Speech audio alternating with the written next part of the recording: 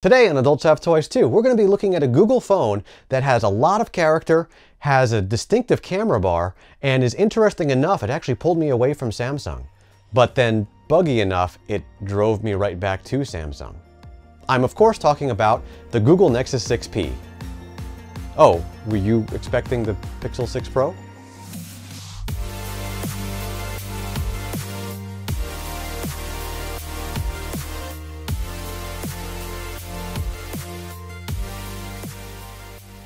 So yes, I am talking about the Pixel 6 Pro, and the Samsung that is up against is the Galaxy S21 Ultra. I did a video earlier talking about moving from the Galaxy Note 10 Plus over to the S21 Ultra. You can check out that video here, but this is something different. This is a journey from the S21 Ultra to the Pixel 6 Pro and back. Let's get started. Any way you cut it, the S21 Ultra is a top-tier phone. Nothing is ever perfect, of course, but what Samsung put together here is nothing short of impressive. I have a history with Google phones, and I have kind of an attachment to the idea of a Google phone. My first Android phone was the Android phone, the T-Mobile G1, or the HTC Dream, depending on where you're at. From there, I got into the Nexus series, owning a Nexus 1, a Nexus S, Nexus 4, Nexus 5, Nexus 6P. In between those phones, I've used phones from other manufacturers like Motorola, LG, HTC, and Samsung. But every time I did, I was put off by the manufacturer's skins and add-ons, and I always felt like I was coming back home when I got a new Nexus device. The last Google phone I owned before the Pixel 6 Pro was the Nexus 6P. It really was a great device for the time. It had early adoption of USB-C, a huge high-resolution AMOLED display, HDR photos, and that striking design that was polarizing, but something that I quite liked. Of course, I also like the look of the Cybertruck, so maybe I'm not the best example of good taste. I was on the Galaxy S6 at the time, and the heavy Samsung skin was weighing down on me, so it was nice to get back to the lightweight stock Android build. There was just one thing that soured the whole experience.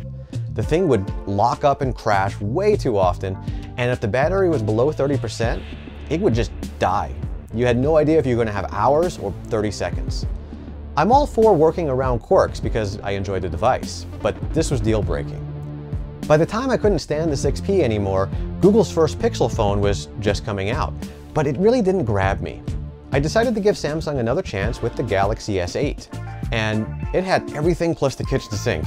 It had a beautiful display, and wouldn't you know it, the new Samsung experience that replaced TouchWiz was light enough to not bog down the system, and it had some nice additions that I actually really appreciated. This started a trend for me trading in Galaxy phones, moving from the S8 to the S9 Plus to the Note 10 Plus, and now on the S21 Ultra. But that Google experience was always in the back of my head.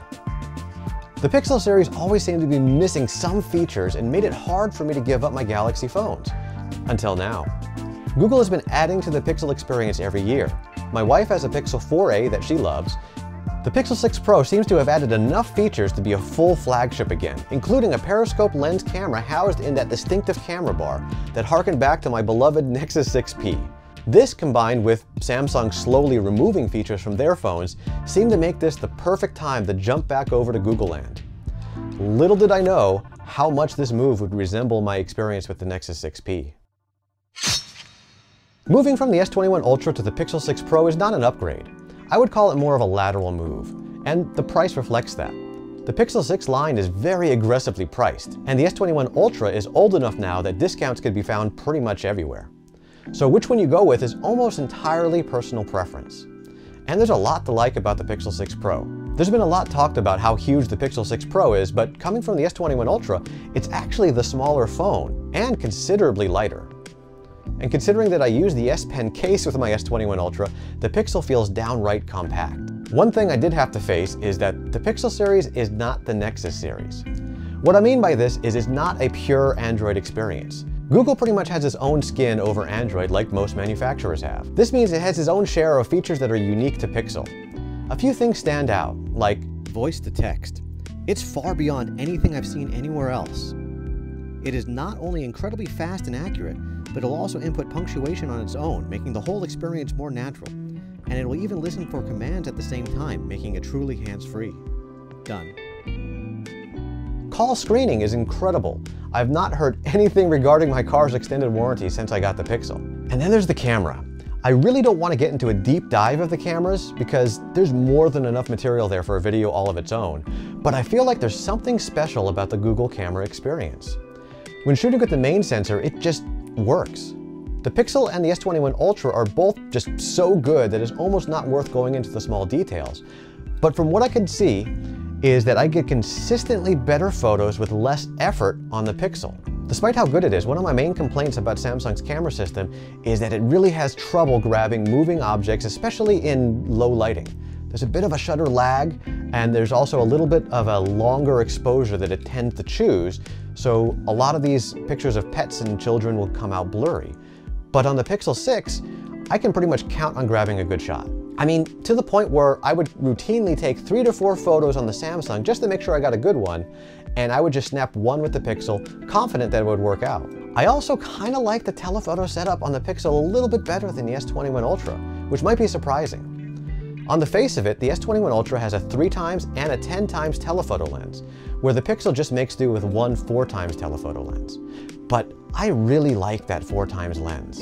Samsung puts a tiny 10 megapixel sensor behind both the 3x and the 10x lens and then upscales them to 12 megapixels, even at their native magnification. Google puts a significantly bigger 48 megapixel sensor behind the 4x lens, and it's just better than what Samsung offers. And around front, the wide-angle selfie camera is really nice to have when you want to get a lot in the background or a lot of people in the shot. One feature talked about a lot in early Pixel press releases is the magic eraser. It's a fun trick, but I found surprisingly little use for it in real-life situations. I'm usually pretty careful with my compositions, and I rarely feel the need to remove things. And in the rare circumstances that I do, I can either do it in post, or Samsung actually has a feature like that for quite a while now. The Google implementation is better, but it's nothing earth-shattering. Overall, I really enjoy using the Pixel. I really do feel connected to this phone, and it has a character all of its own. And I always love rooting for the underdog. That's not to say that moving to Pixel is a perfect experience. The Pixel has its share of rough edges, and it shows that it's a new thing for Google to push into this flagship arena. There are a few things that are just better on the S21 Ultra, mostly because it's such a finely tuned tool. Back to the cameras. After going on about how much I love the cameras on the Pixel, there are a few things that Samsung just does better. The ultra-wide on the Samsung is both wider and better quality than what Google is doing.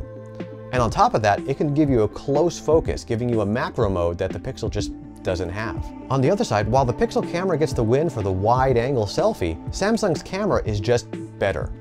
It not only lets you take high-resolution 40 megapixel photos, but it also has autofocus, which I think is not talked about enough. The Samsung is noticeably sharper since it can focus on the subject and not just rely on the fact that it's within the depth of field for the camera. And for some reason, Samsung's portrait mode just looks much more natural. And while I talked about the small sensors behind the telephoto lenses on the Samsung, it is still just incredible how far you can reach out with it. The quality is not going to be high enough, it's something you're going to want to print and put on your wall, but for social media and just to read a menu that's far away, it's amazing. And as much as I love the ease of use for a quick snapshot with the Pixel 6 Pro, the Samsung has a full suite of tools to manually set everything. And the video capabilities of the S21 Ultra in Pro mode just embarrasses the Pixel. While I think the S21 Ultra screen is a little bit too tall and too narrow and the corners are a little too rounded, the overall quality is noticeably better on the Samsung. Now mind you, the Pixel has a great screen, probably one of the best, but Samsung gets brighter, feels sharper, and is flatter, which to me is a plus. And the fingerprint reader under the screen is another annoyance point. Samsung got a lot of deserved flack for their early ultrasonic fingerprint readers, but they really dialed it in with this new one in the S21 Ultra. It's fast, accurate, and I just really don't think about it. It just blends into the background. The Pixel 6 Pro is the first optical in-display fingerprint reader I've ever owned, and it's not a great first impression. After the recent update, it's become more reliable for me, and while it's slower than the Samsung, it's still acceptably fast to me. But I really try to make sure that my finger is properly centered because I don't want to get blinded. There's this bright light that's needed for the fingerprint sensor, and it can be very annoying, especially at night.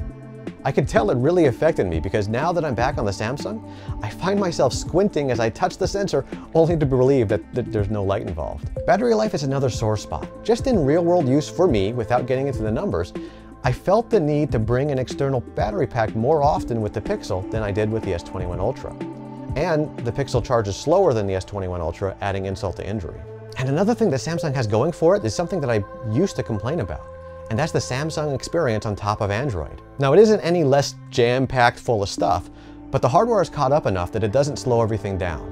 And things like the ability to switch audio from Bluetooth to speakers easily, DeX, easy screen sharing, secure folder, your phone on PC being able to run Android apps, being able to quick share large files, all the S Pen functionality and dual messenger features are all useful and built into the OS. You can replicate some of it on other phones with apps or other launchers, but there are just some things you can't get anywhere else. But all of these negative things I'm saying about the Pixel would just be considered quirks to me. If it was just those, I would have sold my S21 Ultra and kept the Pixel 6 Pro. Really, the camera experience alone on the Pixel would have been enough to keep me, since I have a real camera that'll do all the other fancy stuff if I wanted to. But here's where things get ugly for the Pixel. So remember, the reason I left the Nexus 6P was because of the bugs. And here we are again. Google recently put out a few updates that squashed a lot of the bugs, but man, this thing is still infested. Little things just add up to a bad experience. Starting group text will usually result in the keyboard not being there until I close it out and come back. Adaptive brightness kind of gets a mind of its own and will just suddenly switch between bright and dim. On the Samsung, I'm rarely touching the brightness bar. Things will just lag or not open till I reset the whole phone. Once in a while, the battery will just drain like crazy, sometimes from cell standby, but also from my Samsung Watch. A phone reset will fix that for me, but I have to catch it before it drains half of my battery. And then the straw that broke the camel's back that pushed me back to the S21 Ultra was cell signal. There's been some improvement, but I still constantly get more dropped calls and slower network speeds than I do on the S21 Ultra. I'm all for dealing with some quirks here and there, but when a phone can't be relied on to do the job that you bought it for, then it basically disqualifies itself from being in my pocket. So, while the S21 Ultra doesn't have the character of the Pixel 6 Pro, and I feel less of an attachment to it, it does something that's probably the most important thing for a tool to do. It just disappears into the background. I can get work done, create content, consume media, play games, and keep in touch with people without having to think about the tool that I'm using to do it. The device just gets out of the way and puts what I'm doing to the forefront. If your phone is a toy and you don't do anything mission critical with it, what Google did with the Pixel 6 Pro is pretty amazing. But if you really need a phone to work because it's an important tool to get things done with, then what Google did with the Pixel 6 Pro is pretty disheartening. The Nexus 6P never got fixed. It still lives on with me as a screen for my teleprompter, but it's just as broken as it was. I really hope Google won't repeat the past and can get this to the standards that we expect from a device in 2022. Google, get to work, because Samsung is not standing still. I mean, really, if the S21 Ultra just had more of a squared off screen and maybe included the S Pen inside of the device, it might be the perfect phone. Wait, hold on. Yeah, I know. Yeah, no, I'm making a video. Okay, I'll call you back. Do you have either of these phones? Am I completely off base here? Let me know in the comments below. But until next time, never stop having fun.